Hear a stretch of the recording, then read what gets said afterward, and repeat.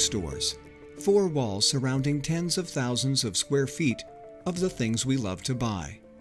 However, recent court decisions in Michigan have pitted these retailers against local governments in a legal battle over taxes. The communities feel betrayed as the big box retailers take what is legally theirs. Welcome to Boxed In.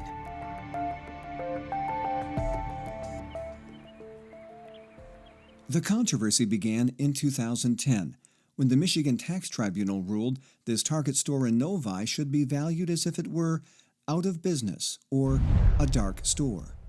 6 years later, it is still open, but the precedent established in Target v. Novi has allowed hundreds of big box stores in Michigan to significantly lower their property taxes using what has become known as the dark store theory. This theory extends far broader than dark stores. It extends to factories, extends to residences. It's a theory that you can only value property for property tax purposes by reference to vacant properties. With dark stores, I think it got a lot of traction when we had a Great Recession. And all of a sudden you had vacant stores. However, the application of this theory in areas with stable economies does not make sense to many local officials.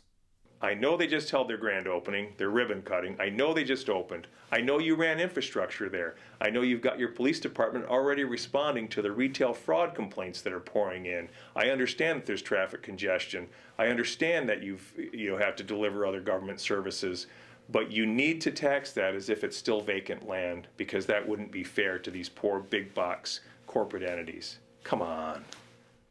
Limita is the superintendent in Grand Blanc Township and served as the supervisor in Marquette Township when retailers began filing for lower taxes.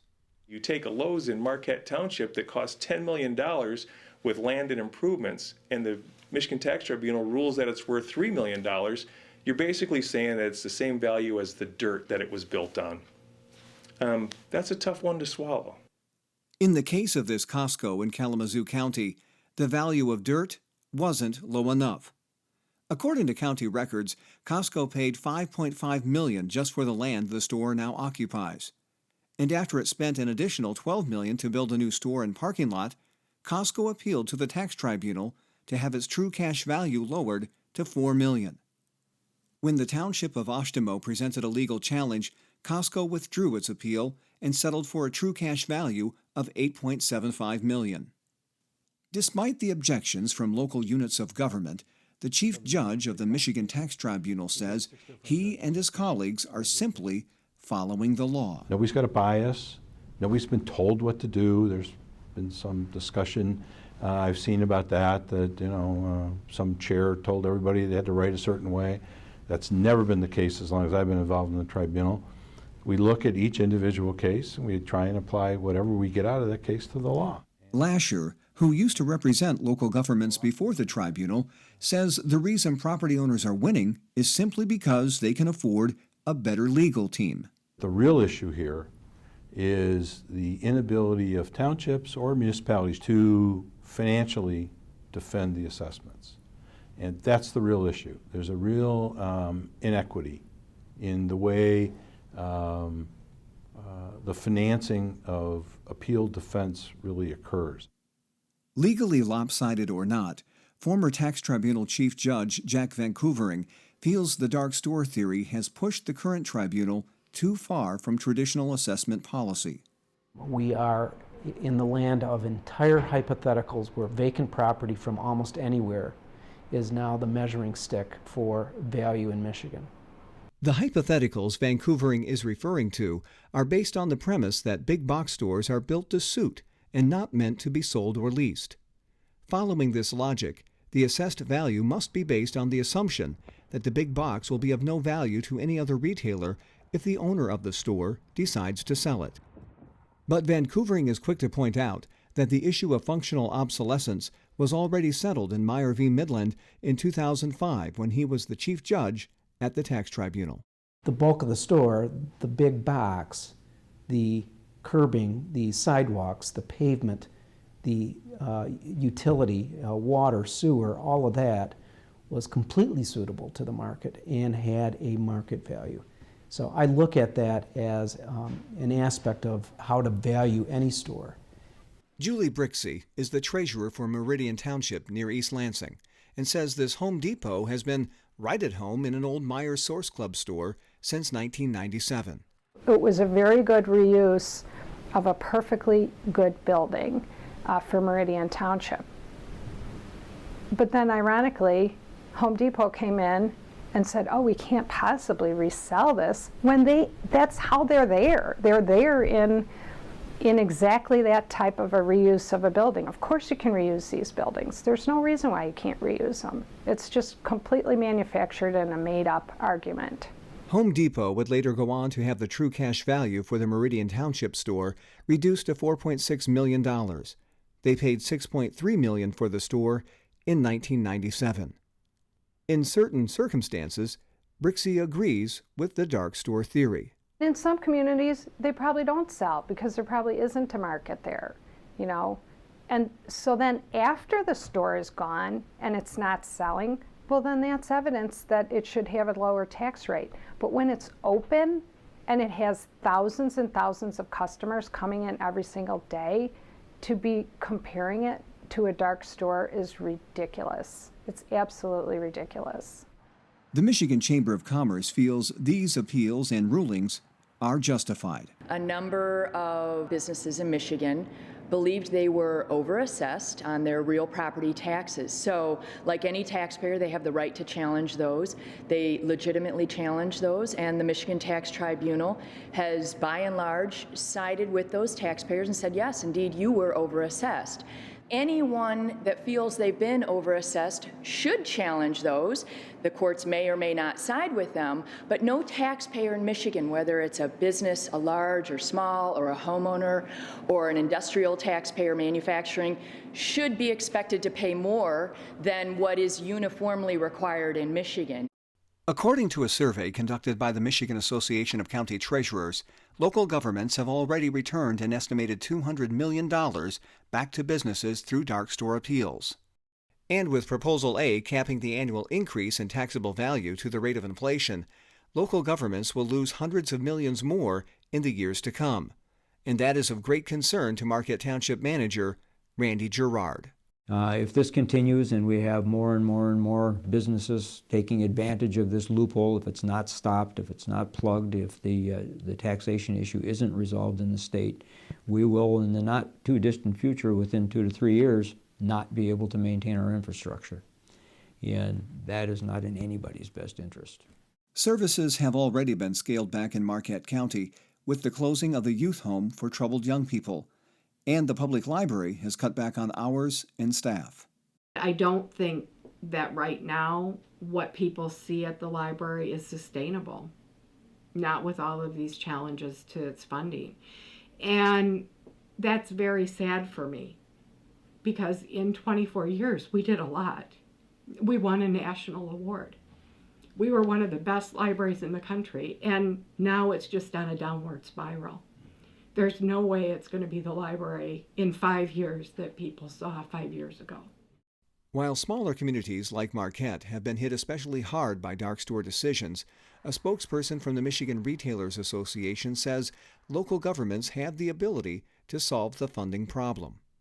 If the property tax system is not providing the amount of revenue, local community could impose an income tax, as many local communities have. There are other ways to fund it, but I don't think you can, pin the inability of a community to provide the types of services that it wants or that it needs to provide, strictly on the backs of one part of the property tax system.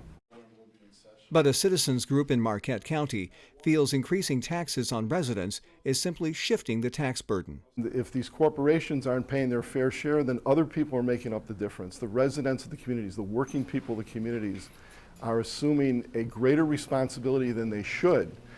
These are big retailers. These are multi-billion-dollar corporations when you look at their annual revenues. And they have a responsibility to be good corporate citizens. Public schools will likely not see major reductions right away due to the State School Aid Act that requires the state of Michigan to hold schools harmless if their revenues are affected by a tax judgment like the dark store rulings. However, Marquette Area Public School Superintendent Bill Saunders wonders how long the state will be able to afford these reimbursements. As I travel downstate and familiar with a lot of the larger communities, we're pretty small. We're just a little blip on the radar. And to talk the amount of money that we're talking and the devastation that has on a community our size, and now you start to blow that up, and we start to look at the suburbs around Detroit or the Grand Rapids area or the Lansing area and start to look at the larger communities, it certainly could set education back decades. In the wake of declining revenue streams from dark store decisions, over 150 businesses in Marquette and more in the city of Escanaba have signed on to what is called the Bright Stores Initiative. According to the director of the Marquette Chamber of Commerce, Jason Schneider, Bright Store owners have made a pledge not to use the dark store theory for reducing their taxes. A lot of our members are really concerned about it gutting the local and municipal governments. The streets, the fire service, the police protection, all of that is funded by local tax dollars, and most businesses are comfortable paying their fair share, hence the Bright Store Initiative. Basically, it's an issue of fairness. Here we are, hardworking folks. We support our local community, homegrown, small business. Been here, the business 70 years. My brother and my brother's worked here 40 years. I've been here over 20 years, and we're paying our fair share. Why shouldn't everybody? I mean, it's basically as simple as that. They're exploiting a loophole in the system, and it seems to me it would be relatively easy to fix that. It's kind of a no-brainer to me. Are people going to shop our store because of it?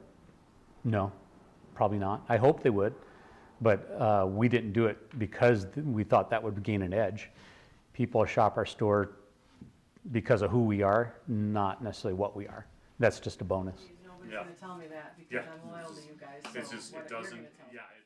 We have plenty of businesses across the state and the Michigan Chamber who believe, I think this is the right amount of taxes. That doesn't mean that those large retailers agree. I guess to us, that's really nice, that's great, good for them, but that is unfortunate that they, I think, are insinuating that other taxpayers who do believe they've been overassessed shouldn't challenge them. But Bright Store owners and local officials say they are not pointing fingers at the big box stores. I'm not angry at big box stores for doing it, not at all. They are not doing anything illegal. They're playing by the rules that are set in front of them. It's not the fault of the businesses, and we don't blame them. We blame the legislature for not stepping up and taking the action they needed to take. When the dark store theory was introduced in Indiana, the state legislature took action within 5 months and voted unanimously to ensure the theory would not take hold. In Michigan, it has been 6 years since the first dark store case.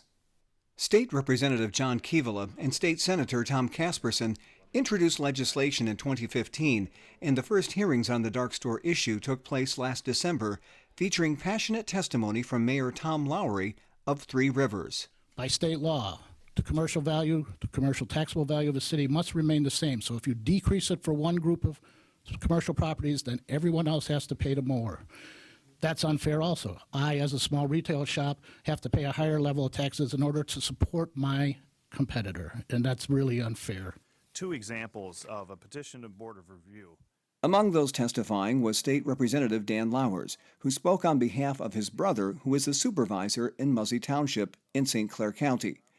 Lowers said all was fine until a law firm made a deal a local business could not refuse. And you'll see in both cases in 2011, the township had the property assessed at 1.2. The owner said it was worth 1.7 and signed it as such. And in 2011, they had it assessed at 1.1, and the owner said, well, it's really worth 1.5, and signed it as such. And then a firm comes along and says, hey, I can save you a lot of money if you let me keep a third of that money the first year. I'll get your taxes reduced, and you keep the benefits of that from here on out. What's the owner got to lose? He says, sure, do it. In his testimony before the Tax Policy Committee, former Michigan Tax Tribunal Chief Judge Jack Vancouvering highlighted the disparities between Michigan and neighboring states. Michigan is an outlier. There is no state that values property like we do now. We value Home Depots in the state at $22 per square foot. In their home state of Georgia, they're valued at over $100. We value Lowe's in the state now at $23 a square foot. In their home state of North Carolina, they're valued at $79 per square foot. We value Menards and Targets in the state at $24 a square foot. In Menards' home state of Wisconsin, they're valued at $61 a square foot. Documents obtained from recent sales show that Lowe's sold stores in Beaufort, Georgia and Clarksville, Tennessee for around $100 per square foot, and Lowe's bought a store in Nashville, Tennessee from a developer for $93 per square foot in 2010. In his 21-page article about the dark store theory, Alabama attorney Ken Webb points out that lawyers in Florida and Iowa had statutory language to help them defend local governments.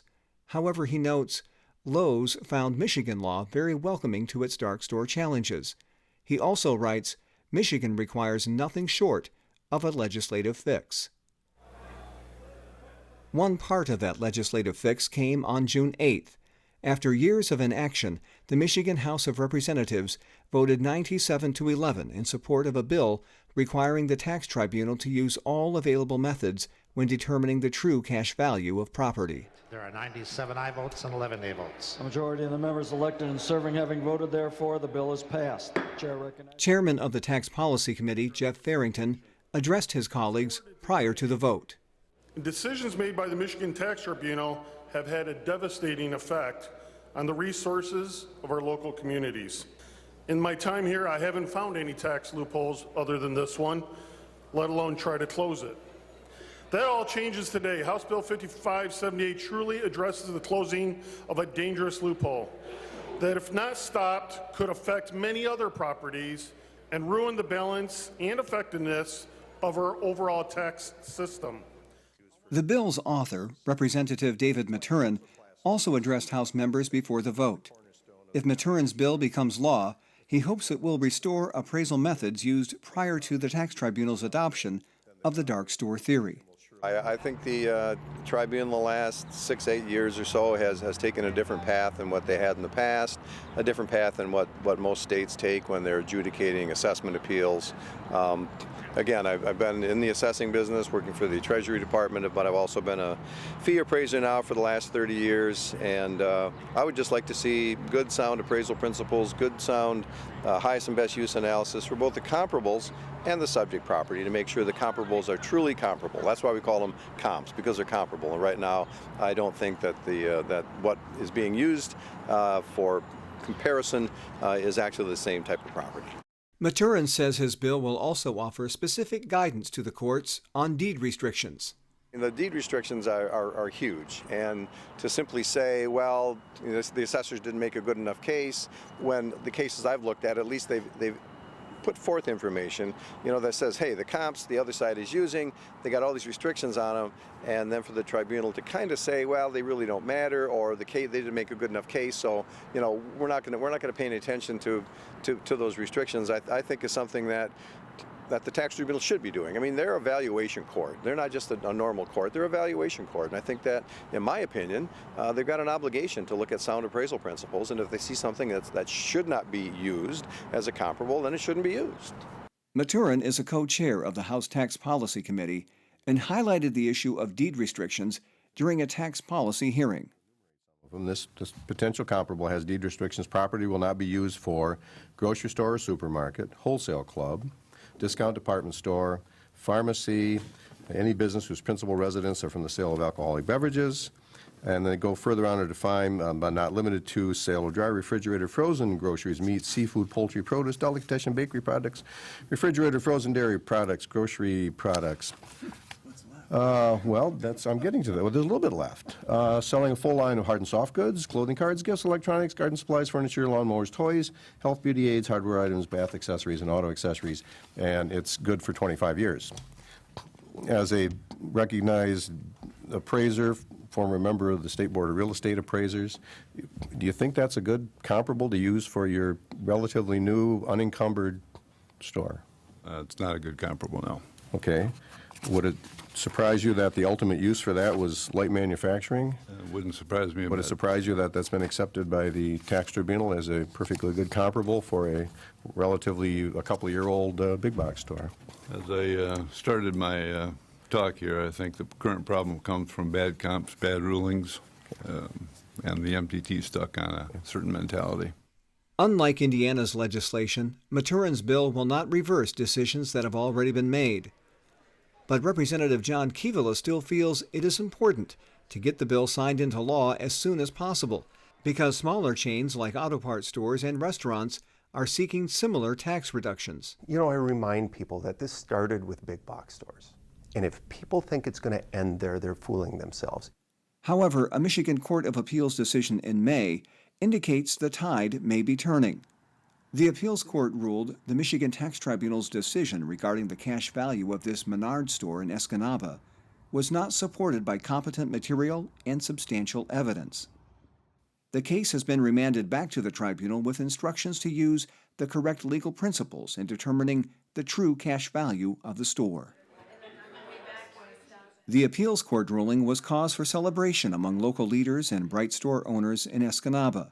Well, it has been a long battle for many of us, and without the collaboration and cooperation of everybody in the UP, because Marquette has been battling this, Brady Township is battling this, City of Escanaba is battling, and it's coming down the pipe much more. And unfortunately, it was always viewed as a UP problem, but it's a problem of the state of Michigan.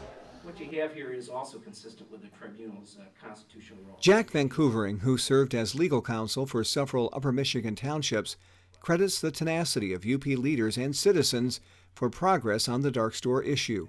You have county commissioners and city council people that demand their voice be heard. They have single-handedly turned the rest of the state around. You know, a dozen people in the UP speaking out made a big difference. And I think that if you don't do anything, nothing changes. Despite the appeals court victory and overwhelming support for a legislative solution in the House, the Michigan Senate chose not to take any action on the dark store issue in 2016, and Senator Tom Casperson expects continued resistance. I'm not so sure we'll ever get everybody on board on this, because I do believe some folks like it the way it is, those that benefit from it, and would like to see it stay status quo, but I just see that being a slippery slope, and I see no end in sight if we don't deal with this. While the Senate has not acted, the Michigan Supreme Court has agreed to hear arguments regarding the Menards versus City of Escanaba appeals court decision. And other states, like Alabama, will be watching closely. Since 2013, Lowe's has filed nearly 80 appeals in 20 counties. If you would like more information about this issue, you can go to Boxedin.news or contact your local township office. You can also contact the office of your state senator to let them know your thoughts on this issue.